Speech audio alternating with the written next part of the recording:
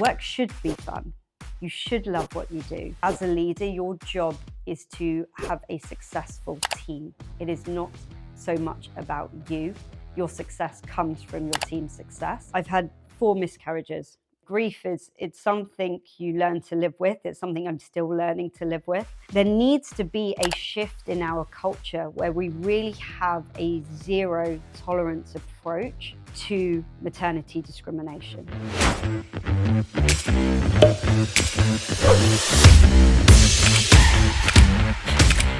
I play a lot of individual sports, so badminton, table tennis, and I played that at sort of like a county level. And I played a lot of team sports, so football, basketball, and I played those at club, community, university level. So, I wasn't a professional athlete by any means, but played competitively. And I think that some of the underlying traits that you get out of playing sports are just absolutely amazing and take you through in your career.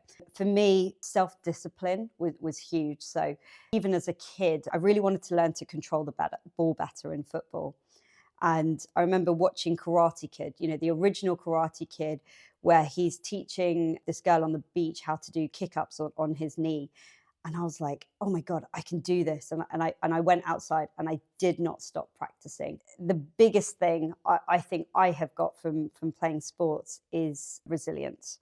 So in sports, you don't always win. When I was 13, and I went for the regional finals in table tennis. It was huge for me at the time. It was the sort of the highlight of my table tennis career. And my parents had driven me 4 hours to Wales. We stayed in a hotel. I was super nervous. I didn't sleep much. I tried to play, really well. And I probably played the worst table tennis I'd ever played. And that hurt. It felt like failure. I didn't get to where I wanted to. I've had times when I've missed potentially winning free throw for a basketball tournament. The first club football game, I played 11-a-side. Within the first 5 minutes of coming on the pitch, I tried to protect my body. I still don't think it was a penalty, but, I gave away a penalty in the first 5 minutes of my first game. And all of those moments, they were really tough. They really were. But they were opportunities for me to learn, to pick myself up, to know that those failures don't define me and give me the strength in myself and the confidence to kind of carve a path forward for myself. And I take that through in my career today, whether it's I lost a sales pitch, certainly when I was an entrepreneur, that happened. When I was made redundant, when I might not have got the promotion that I wanted, all of those elements in a career, really those traits come through and help you through, for sure. It was really the ability to learn anything. If you imagine, I was 21, I'd studied politics, and I had, as my first job, decided to join my brother on his fashion business selling online. Fashion, business, and tech, 3 things that I had never done before. And I had to very quickly learn and skill up. And I did, whether I started Googling, I read articles, whether that was for figuring out, European freight logistics, payment terminals for our shop. I wrote out the legals for our online store. No ChatGPT way back then. So that ability and confidence to be able to feel like I could really learn anything. And then as I kind of progressed that through my career, when I went into a startup, I took sort of that same mindset, I guess, and made sure that I was then learning kind of the next phase of my career. So making sure that I was reading up on UX and UI, which was really coming through about 15 years ago. How do APIs work? I was writing up tickets for developers and making sure that I understood what was going on there. And you take that into the events company I then worked for, and learning more about sales and customer service and operations and working with people there. I take it through now into my workplace, where I'm working with much larger teams, where we might have, an entire department and then teams within those functions. But I really do think that my willingness to learn, so let's say I read books around the periphery of tech, as well as within my role. So, that might be a book around sales. It might be HR related, like Rebel Ideas by Matthew Syed, a book all about sort of how diversity is not just a nice to have; it really is a necessity. The best companies are diverse. There's things like Hooked, which is an amazing book about really how tech has got people hooked, and how gamification works. So all these things that aren't directly related to my role, and that kind of ability to learn has always carried me through. Being an entrepreneur can be a little bit wild. You live and breathe your company. I often was working 6, 7 days a week, particularly when we had our store. We were running the store by day and doing everything digital by night. So very long hours, and it's quite hard to take time off. Moving from being an entrepreneur to working for an organization, I think I actually quite like the shift to a routine. I really liked being able to have paid time off. But I think really the key to being able to make that move is to find organizations that not only need but really value the skills that an entrepreneur can bring to an organization. So maybe things around initiative, seeing gaps, and kind of taking ownership on things. And I didn't go in, from being an entrepreneur to a huge organization. I went first to a startup which had about 18 people. We sold personalized goods at a time when you could sort of choose your design and your garment or item, but you could actually preview it on something, which now seems very, very easy and obvious, but back then was quite hard to do, and there were very few companies doing it. And then I moved to a larger organization. It was about 200 people based in the UK, and then moved into where the organization I work for now, which is 20,000 people globally. We have another 30,000 people that work seasonally for the organization. We operate in over 100 countries. We working with colleagues across the world day to day, and several products, brands, teams, functions, and departments. So, it really was a step-by-step process to make that shift from being an entrepreneur, but still retaining that value add of the skills that I had as an entrepreneur.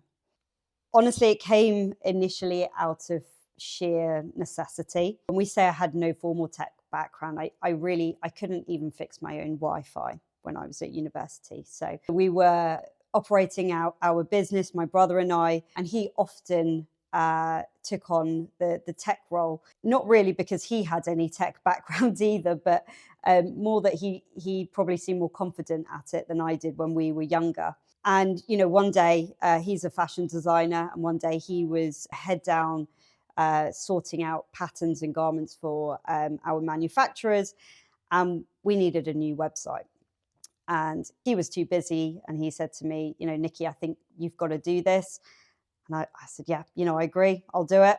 And I just went off and started learning. We ended up using an agency, which unfortunately did not work out well, but I learned so much from that experience, what to do and of course what not to do. We then moved to a CMS, so a content management system or an e-commerce system called superduper.me. Small organization at the time. I got our website up and running, and then a year or two later, I moved us to a lesser known platform at the time out of Canada, which everyone knows as the absolute powerhouse now, that is Shopify. So, this was way back when, in about 2009 or so. And I also started getting myself involved in anything periphery that was digital. So whether that was, we had an ASOS marketplace. When ASOS marketplace first launched, we were one of the independent brands on there. We worked with Amazon on their listings. We were working with flash sales sites, which were coming up at the time. And I was sort of managing anything that was really hitting that digital realm. And then, I went into the startup world, and I made sure that I took all of that learning that I had around tech as my base, and went out and learned a lot more. So in a startup, I maybe had, let's say, one person per function. Maybe we had a designer, a front end engineer, a back end engineer, and I'd make sure I would talk to those people, really learn those skills. And it was the same as I continued through my career, of just, really making sure that I was using the opportunities presented to me, of the colleagues around me, the projects that I was being thrown into. And I do the same today, that ability that I mentioned to learn. I actually mentor a few people that have done that and made that transition from a non-tech career into a tech role. And I would say that you can come from any background and get into tech. So I've mentored somebody who was a chief of operations, somebody who was in finance, somebody that was a specialist in SEO, somebody that was in customer success. So these are very different roles. For somebody that wants to make that transition, what I would say is try to move into a role that is connected to the tech team and become the tech champion for your team or department. Work closely with that tech team, and that will give you an opportunity to be exposed to the acronyms, the language, the way it operates, how things are built. Because I think tech can feel quite intimidating sometimes from the outside. But when you can have that opportunity to get close to it, you almost kind of see behind the screen a little bit. And I think that is an amazing way to understand more about it, get more involved, network, and use that as your kind of platform to either try to transition into a role within your organization, or that might be you moving to a different organization, but really putting forward the skills that and the experience you had working with tech. Love. And I know that sounds crazy, but I did a talk a couple of years ago on why love building great products, essentially. And when I was doing research for that talk, I came across this study. So in 2008, Google did this study, 699 people split into 180 teams. And the single defining factor for a team's success, the most defining factor, was psychological safety. And psychological safety does not come from efficient processes. It doesn't come from AI. It comes from people to people, humans being more human, and connections. And for me, I try to get myself into situations, create opportunities to have that more human connection. And the way I do that is I go to networking drinks, or like our company socials. Bear in mind that you don't have to be drinking alcohol at those. I went when I was pregnant, and I was very much the instigator of many pub trips, even when I was pregnant. It really is just an opportunity to have a conversation with somebody outside a work environment. And that can really, particularly for some people who might be more head down at work, you can really connect with them on a more personal level when you get them physically out of the workspace. I try to take part in other things around work. So I used to play football with our work football, and afterwards you'd often socialize, you'd get to know people. It might be going to, if you have a summer party or a Christmas party, it might be getting involved in charity events, or we certainly had societies. And whenever I go to those events, I will, of course, spend time with my friends and my colleagues, but I really use it as an opportunity to go and speak to other people. So if I know one person from another department or function or team, I will make sure that I go and speak to that person and introduce myself to the people around them. And whilst those conversations will often start about work and, what do you do? What team are you in? I do try to move it on to about them. What is their family life like? Many of my colleagues are not from London. How are they feeling being in London? Or what is someone's hobbies? What are they doing on the weekend? But really showing a genuine interest in people, and also I think being a little bit vulnerable yourself, and being open and being truly yourself is really important, so that people can really connect with you. It doesn't have to be a night out. It can be an hour of just talking to your colleagues, and it really changed the way that we work together, because you are much more likely to work well together in a difficult scenario if you know that person well. You have to perform well yourself. You have to support your team to perform well. And then you've got to shout about it and find channels to shout about it. That's different for different levels of the organization. Understand who in your organization is invested or influenced by your work. As an example, if I'm doing, let's say, a large rollout for a new login system for our customers, I might have an email that goes out to key stakeholders. They might be sort of middle management or senior managers, and that communication would include a thanks and shout out to key colleagues of mine that worked on the project. Putting forward your team, making sure that they are in the spotlight is really key, and showing your leadership, leading from the back when things are going well, and shouting about your team, and leading from the front when things aren't going so well is really important. I would do another communication to senior management, which would certainly be shorter, sharper, just sort of explaining that, we've launched, we're keeping an eye on things, team have worked really hard on this. And that's probably not the moment that you're going to, and not the channel where you're going to do shout outs, but they will know that it's you leading a team, and you've made that sort of connection with them. And then, you might do, if you've got a company-wide or product-wide Slack channel or Teams channel, I would do a big, shout out, tag everyone that worked on it, do a before and after photo of what you've launched, really celebrate it. As a leader, your job is to have a successful team. It is not so much about you. Your success comes from your team's success. And I think it's really important to remind people of that. First and foremost, I try to understand our company's review cycle and financial cycle. How does my company operate when it comes to giving out promotions? Do they do them? Are they quite strict in going by cycle? Do people get promoted outside of cycles? And really understanding that process, and understanding beyond my manager who is involved in signing that off. And once I had that information, I would plan, honestly, a year or two in advance each time.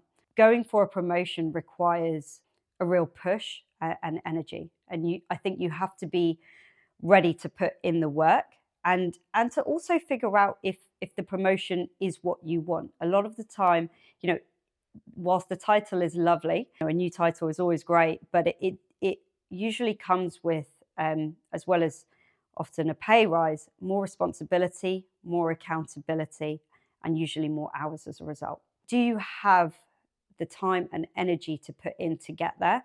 And in my case, I think had figured out at what points in my life I was going to push for those points. I would, to understand the difference between my existing role and the next role, I needed to understand what the gaps were.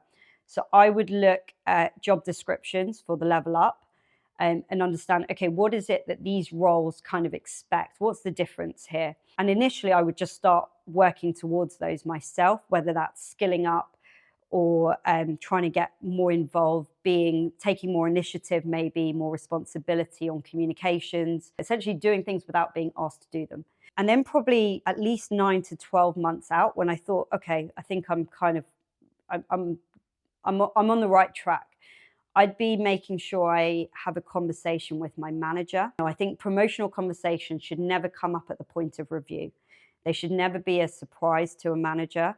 And the best cases were where your manager, if there is a gap, can support you to give you the opportunities to get you to where you need to be. What I would do is sort of 9 to 12 months out, I would always build a presentation for this conversation. It forced me to structure my information, my argument, through data showing the value I add to the company and the difference in that role.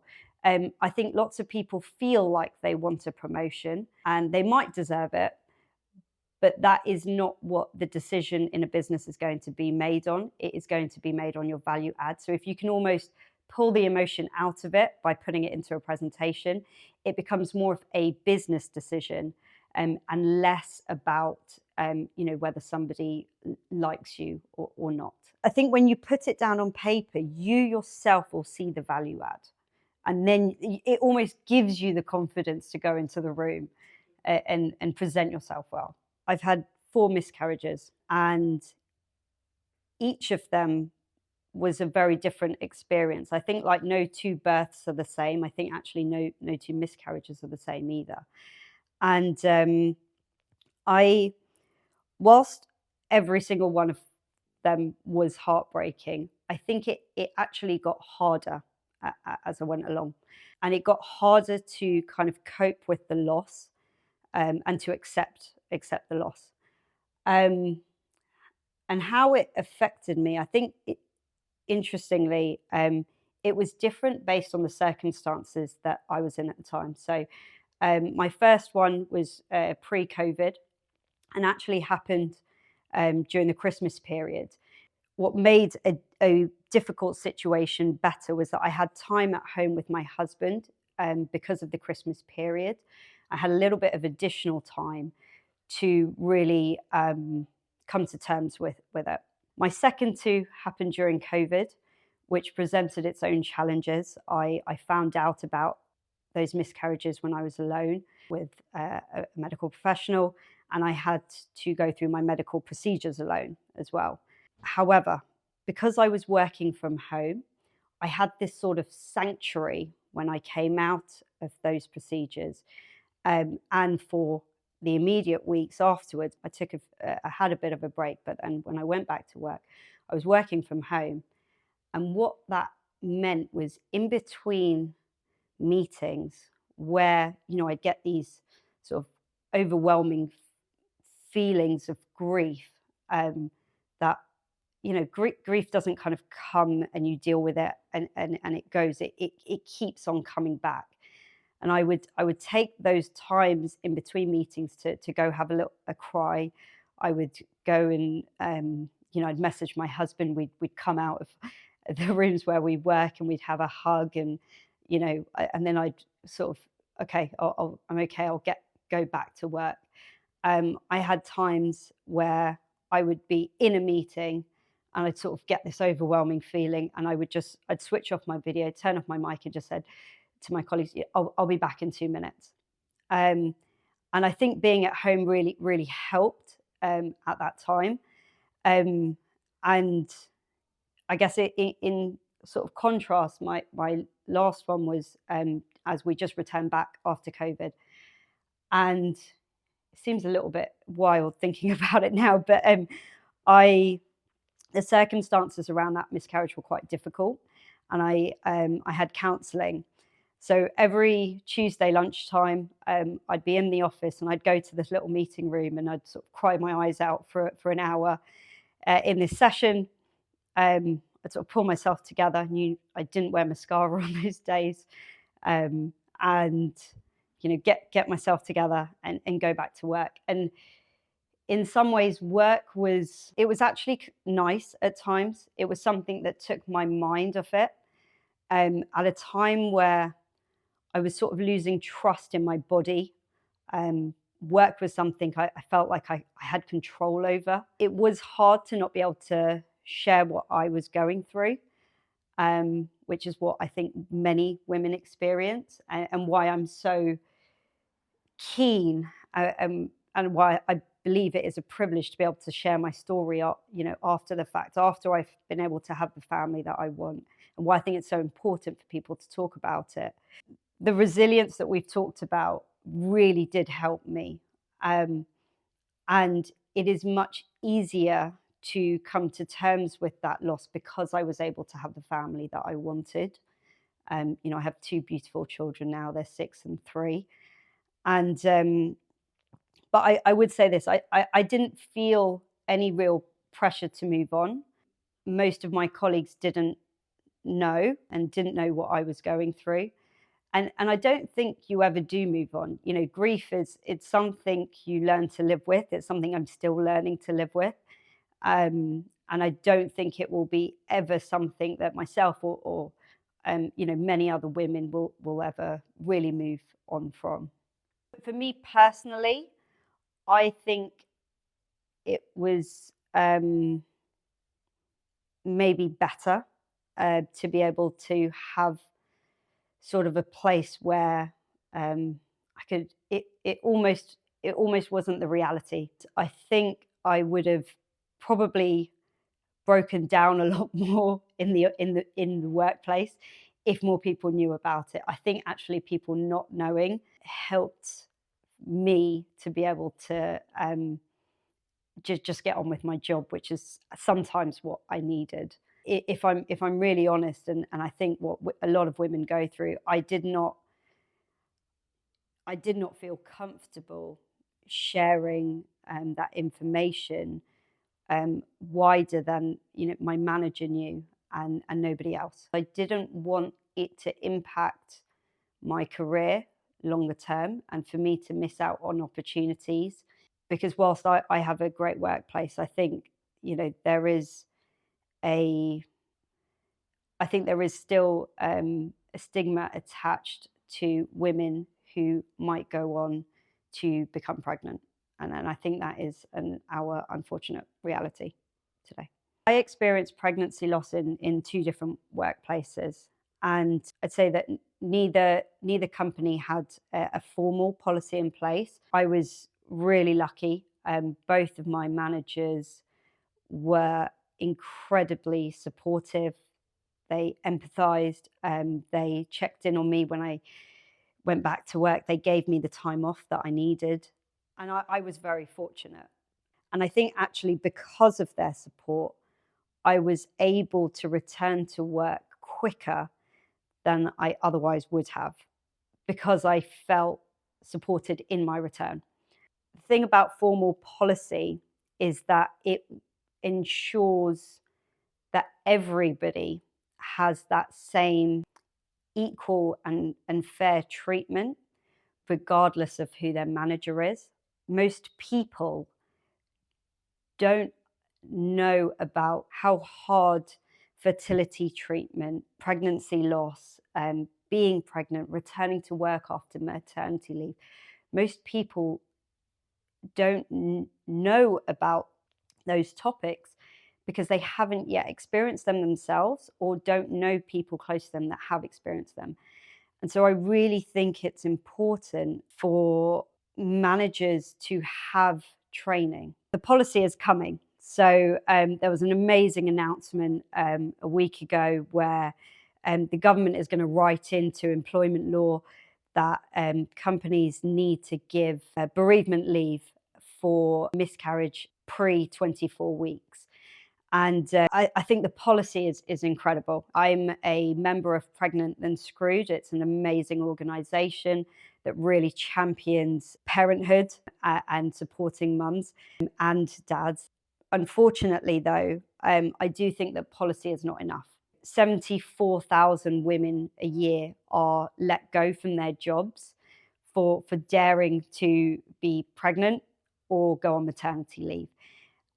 That number does not include the many, many women who are, withheld from promotions or not given opportunities because they maybe are trying to get pregnant, or they are a young married person. And so people assume sometimes that they will want a family and be trying to get pregnant. And I think what it comes down to is it's a level of training, as we said, for managers to understand what those people will be going through from an emotional state as well, so they can support their team members. There needs to be a shift in our culture where we really have a zero tolerance approach to maternity discrimination. I have a strong belief that that will only truly happen when we have equal parental leave, like you see in many Nordic countries.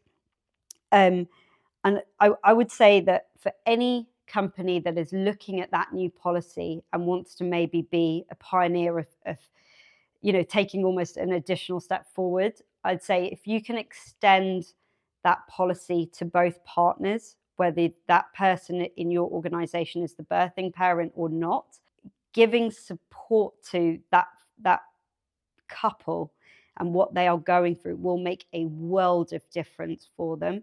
And I think it's often forgotten that the supporting partner often, goes through so much and grieves themselves, and also needs a level of support as well.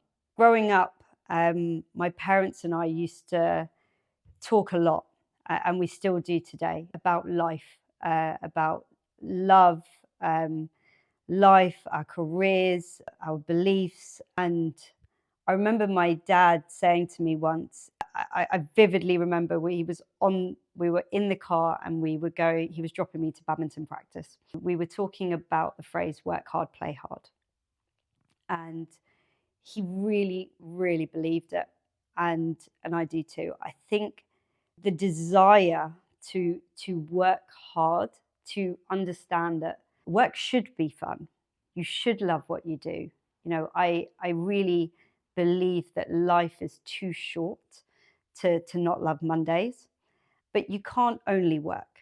You've got to play hard. So when it is time, you make sure that you've got time for your family, and that's the play. That's you make sure that you have time to love, time to spend with your children, to go to the park, to celebrate, and to make sure that you really get that balance right in life. That doesn't mean that you're doing 50-50 all the time. We talked about, are you ready to go for a promotion or not? At times, you're going to have to shift that balance a little bit in order to hit your goals. But I think that there are times you go the other way, where you wanna take your foot off the pedal a little bit at work, enjoy your family life, and you're going to throttle that. And a lot of the times, what I've seen is actually my husband and I, we throttle at different times so that we can be the balance at home, and we're sort of balancing each other out. And so when we talk about our careers, we we talk about it in the context of our family and each other's careers. And so that idea of work hard, play hard, has stuck with me my whole life. I have it tattooed on my back, and I didn't tell my dad in advance of getting that tattoo. I told him on the way to getting the tattoo. He wasn't that pleased, but he did quite like it when he saw it. So um, it really is. It's fundamental to the way that I live, and the way that I encourage my children to live as well.